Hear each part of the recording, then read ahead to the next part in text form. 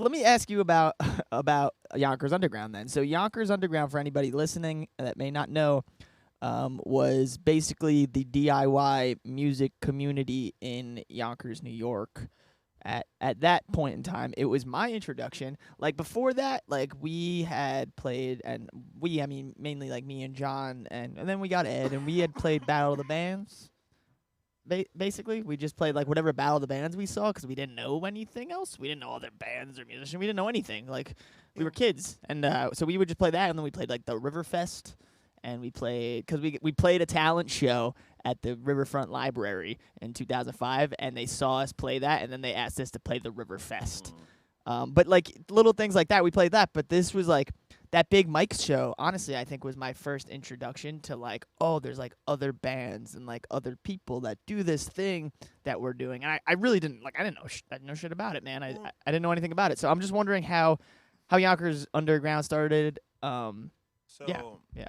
I feel like in Yonkers or Westchester, like at that time, from our understanding, uh, the music scene was just like bands who were like cover bands or bands who were playing at like bars.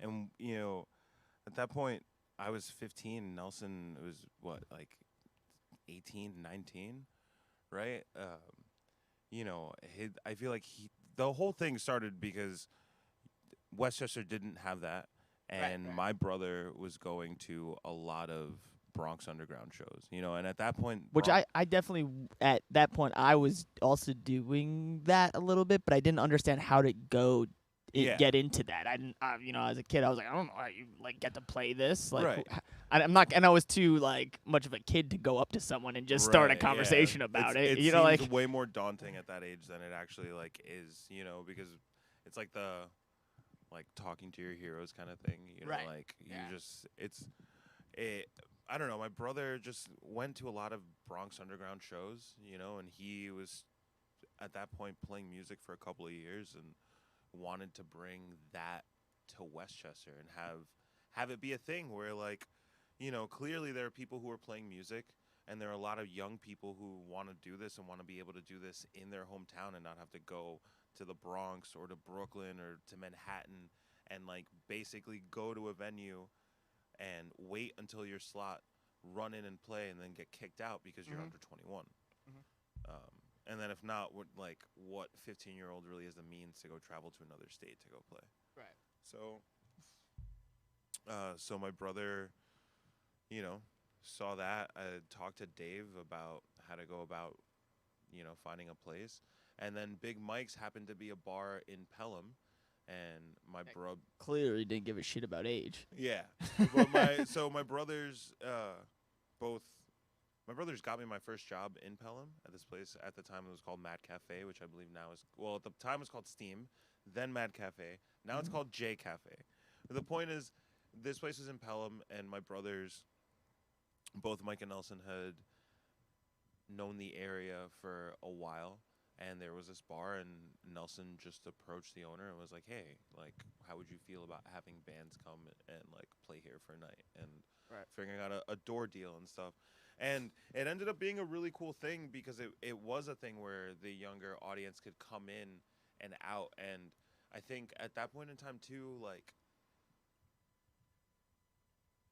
feels like bar laws were a little lax. I mean, there were a lot of fucking parents there, a lot. Yeah, yeah. But like anybody who was underage just had a fucking wristband, and anybody who was a bartender, like, It's gotten weird. Definitely gotten yeah, weird. it was like that, it was like a thing where the idea of having a show and having 16-year-olds and 21-year-olds in the same building and there not being something super crazy or fucked up happening was just like cool. We It didn't happened and it 'cause existed, and my we brother didn't care. did it all around Yeah. Westchester.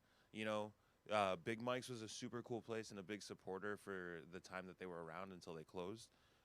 Emerald's Tavern, that was on Lake. Yeah, I remember that place. That place was great. The Haunt, which prior to being the Haunt was like Razus. Or no? Razus, yeah. But like those were places that were avenues to hit up and be like, hey, can we come and play a show? And we'll be responsible of people coming in and out. We'll take care of everything. And it's a lot to ask for for people at that age, but I think when you're really determined and you want it, Mm-hmm. you can make it happen. I mean, like Yeah, no, I it agree. I was wish I think that we not to get too far off here, but I think that we lack that. I think there's some out there, but I think we lack that a little bit of that younger generation. yeah. Well, that's Currently. I think like as someone who does things and as you like we both do things like, dude, we're inching on 30 years old, so it's like yeah. like 30 years No, we're that's almost 30 years old, we're not 17. Like where are the 17, 16, 15? well. And when I work in the high schools, I will tell you that sometimes I start to spot them out because for anyone who doesn't know on the podcast, I'm a substitute teacher in the Yonkers public schools, and I do Club Pure. That's right. Oh, nice. Nice. I remember it that was spot. a comedy club. That's right. That's what it was. All right. I'm sorry. I don't mean to cut back to that, but Opus was a comedy club. Yeah, dude. Okay. That is right yeah. because I do remember John Black